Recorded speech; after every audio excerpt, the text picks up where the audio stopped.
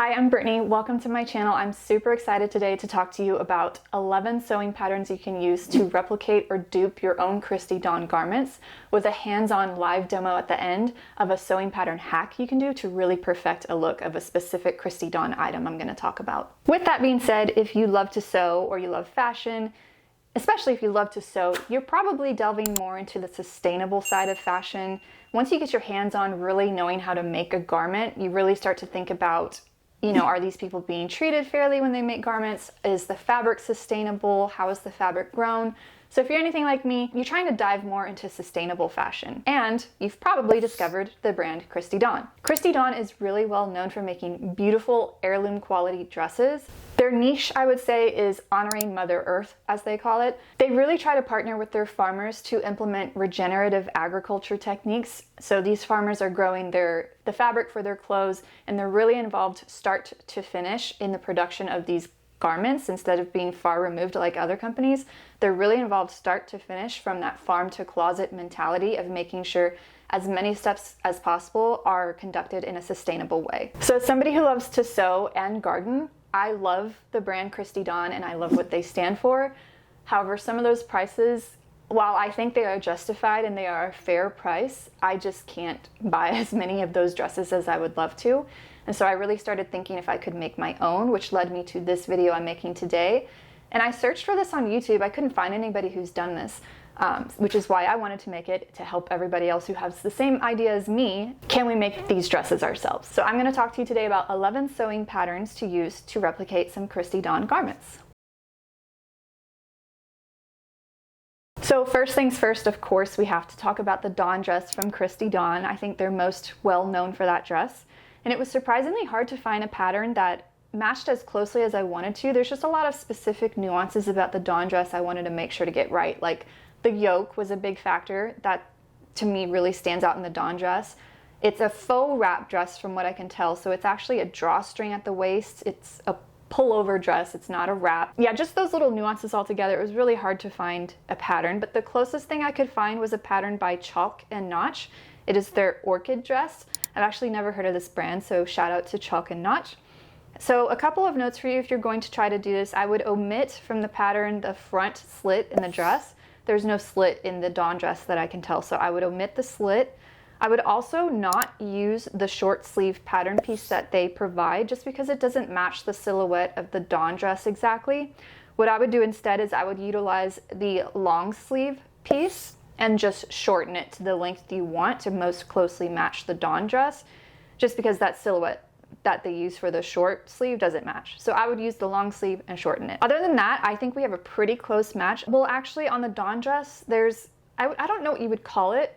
It kind of looks like piping almost, like a really thick piping at the yoke. I'll try to insert pictures here. I could not find a pattern with that. If you're gonna try to replicate that, I would just make like a piece of bias binding from your fashion fabric and insert that in between the seam of the two pieces you're putting together. So that would be the front and the yoke. I would just insert a piece of folded bias binding to make it stick out, kind of like piping. That's what I would do there. That's like a really tiny detail, so I wouldn't fuss too much about it. So the second dress I'll talk about is the Bianca Dress from Christy Dawn. This is a long sleeve square neck dress with one tier at the bottom. Again, surprisingly hard to find a pattern that matched exactly, but I have two pattern options. One is a vintage pattern, so I know that's going to be hard to find, so we'll keep a tab on that. The vintage pattern that is a really close match is Butterick 5956. Almost every detail is exactly right. I would say the sleeve is a little too long, so you could just take your sleeve piece, cut a line down the middle, shorten it, and blend those seam lines together to get a more approximate length of the Bianca dress.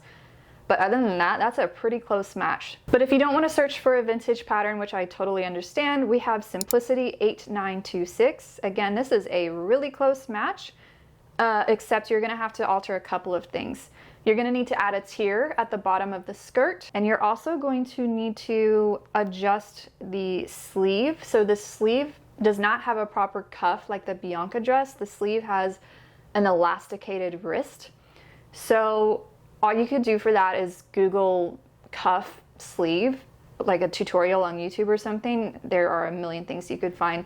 But that's just a tiny little nuance. If you don't want to deal with that, the elastic wrist is not that big of a deal. And for the tier at the bottom of the skirt, that's really simple. It's just literally a long rectangle that you gather up. Make sure the length of the gathered rectangle matches the perimeter of the bottom of the skirt. Make sure those lengths match, and you just attach them together. So those are two options for the Bianca dress. All right, the next dress we have is the Adele dress. I love this dress. I've had my eyes on this dress for a long time, so I actually might do this one myself. If you'd like to see a video of that, let me know. I can film it. But the Adele dress, everyone loves it.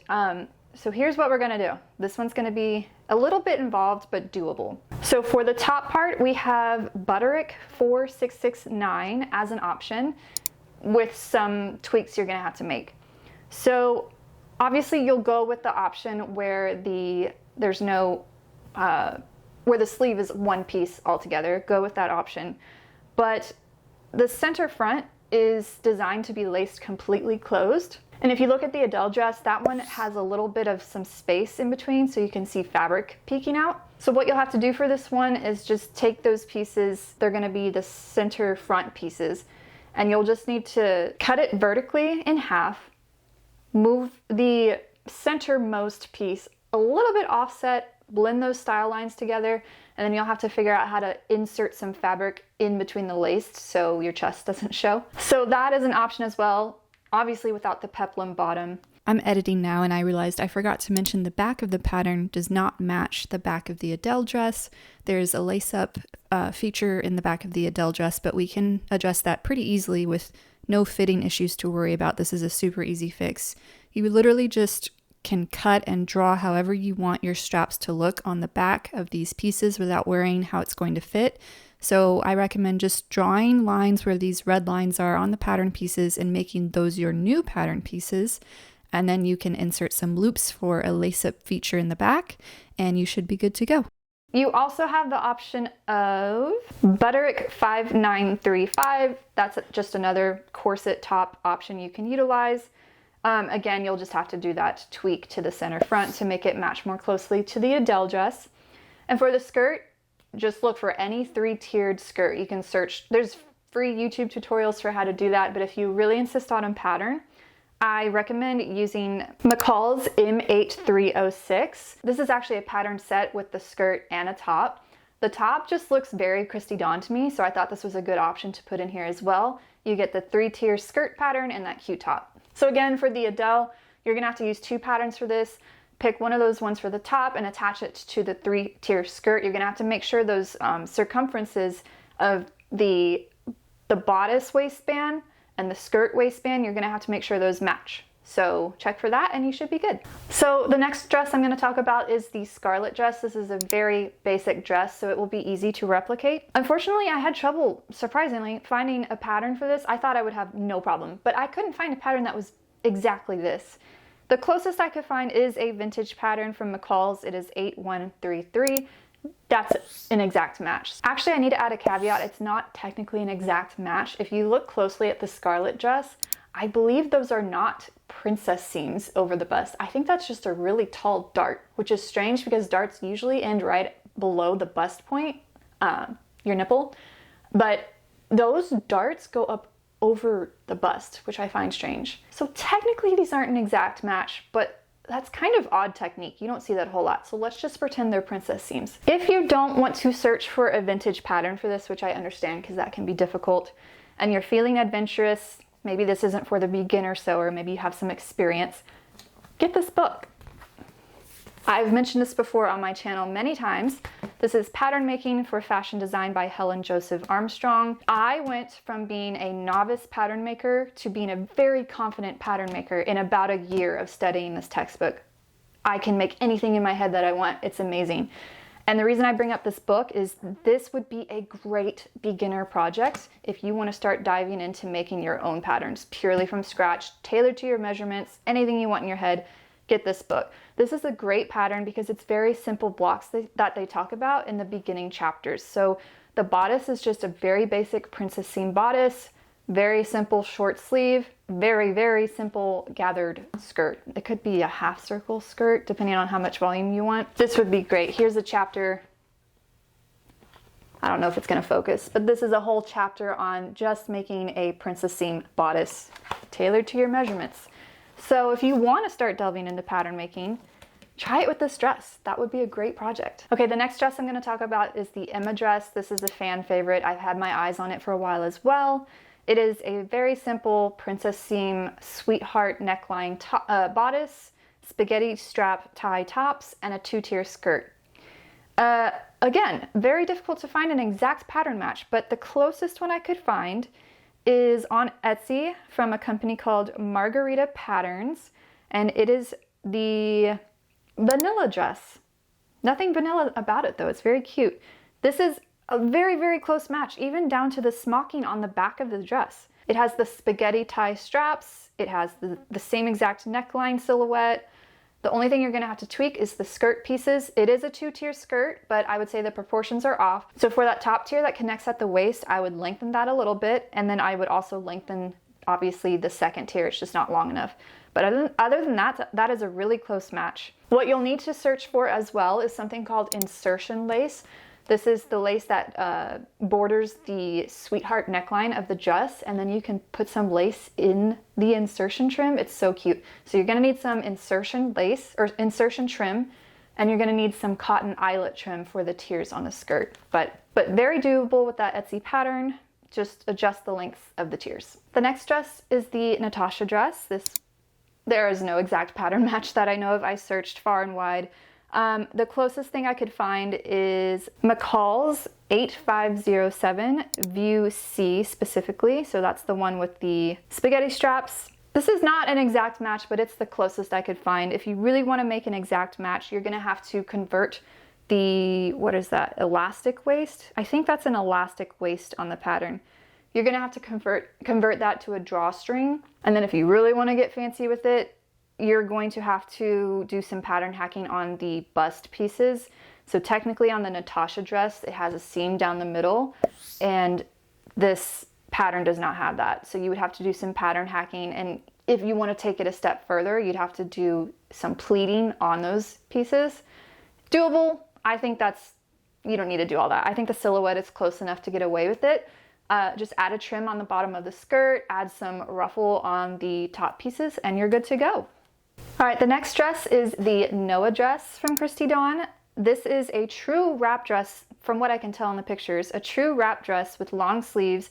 This time it does not have a yoke, it's just a darted bodice with the wrap, of course.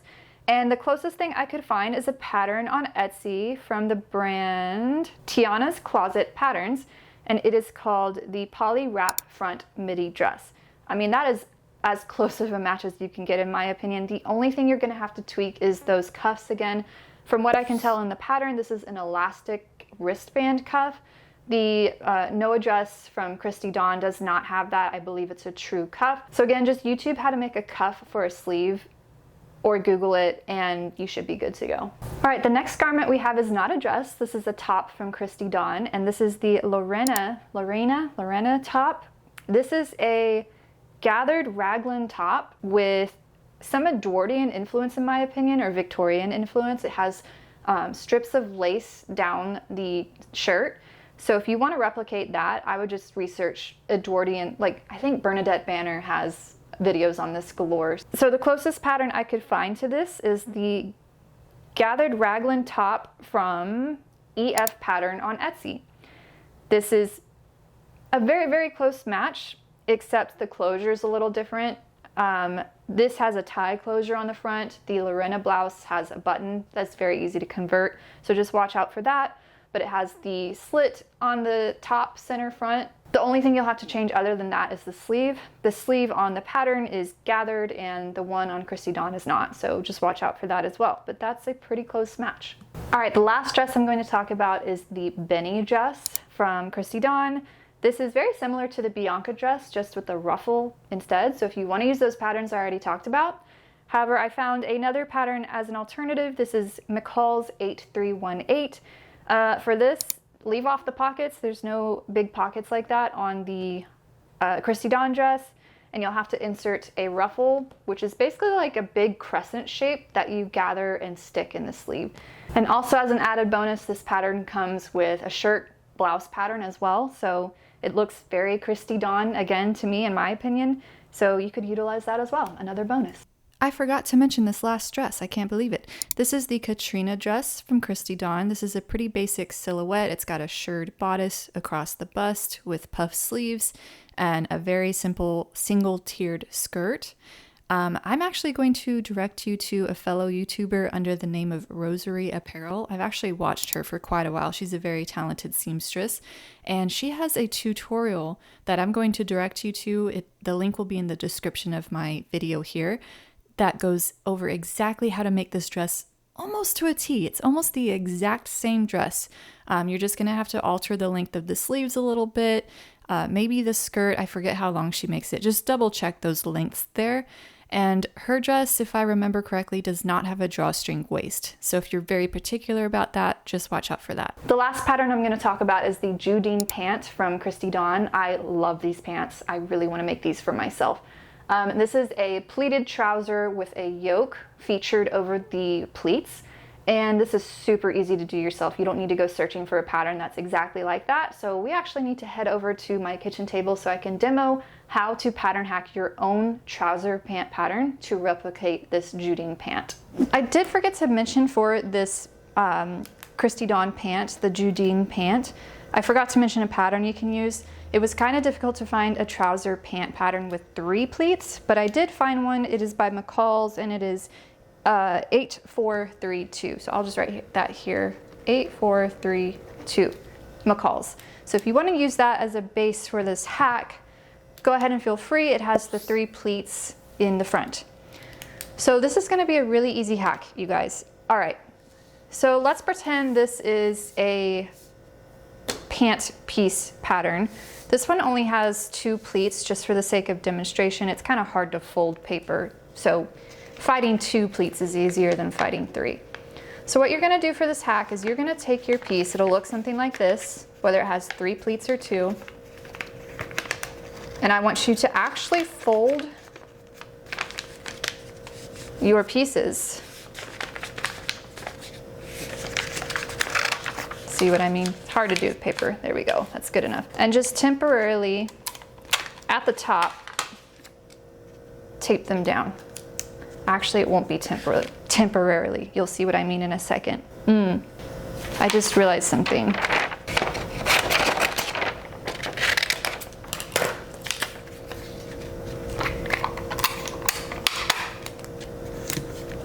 You're going to need your pocket piece for this as well. So let's pretend that's probably what your pocket piece is going to look like.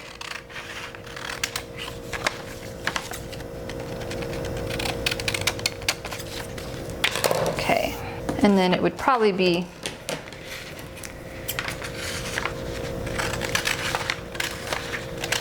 curved like that on the back. So let's pretend this is our pocket piece. You're going to need that as well. Tape it in line to the pants. So we have a full front now, pocket and everything. Then what you're going to do, these are what we call style lines. You're basically just going to draw the style lines of the yoke. And if I'm referencing right now the pants themselves on Christy Dawn, it looks a little something like this. It starts right before the first pleat. It goes down a little bit, maybe about yay far. And then it goes diagonally that way, something like that. So then what you'll do is you'll make sure this is all taped really good, the pleats up here. This would be trued up. This wouldn't be all crooked like this, but let me fix it just for the sake of the video. Then what you're gonna do is you're gonna cut on that line you just drew. So you're going to cut here.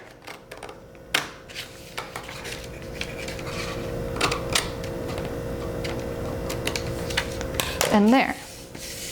This piece stays together. This is now your front yoke, so you don't need to unpleat it at that point. This is your final shape. This would separate. This would be your pattern piece in the front now. We have to talk about the pocket. So we did just cut into the pocket. Part of the pocket is here right now. That became part of the yoke. So you cut your pocket in half essentially. Now, I find a lot of pattern pieces for pockets are huge, and you might be able to get away with just leaving the pocket as is with a shorter height. It might be fine. But if you still want your pocket to be as big as it was before, you're gonna have to redraw this line. So you would have to redraw this line a little bit more like slanted like that if you still want pockets, and then this would go away. And that would be your new pocket line. I would probably opt for something like that. And then what would happen, let's just cut a new square.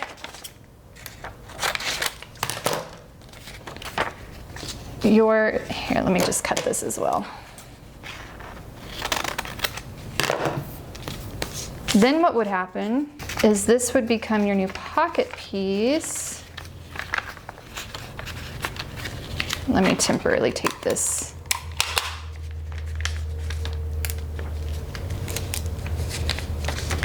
Let's just put it like right there.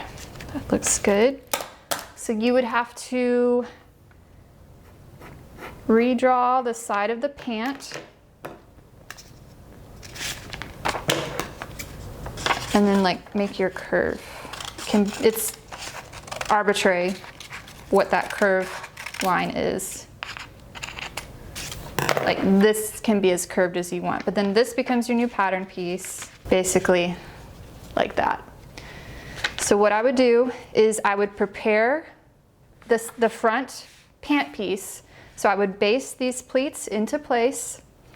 I would assemble the pocket. So that would involve, there's a pocket lining and then this pocket facing here. Assemble all that together like this, which essentially gives you a full front piece. And I forgot to account for seam allowances. So each of these pieces needs to have seam allowances. So these will extend a little bit like this and a little bit like this, like maybe ½ inch would be good. So don't forget for seam allowances because this is the seam line. Same for the yoke piece as well. You're gonna need to account for seam allowances. So you're gonna need to add ½ inch here, ½ inch here.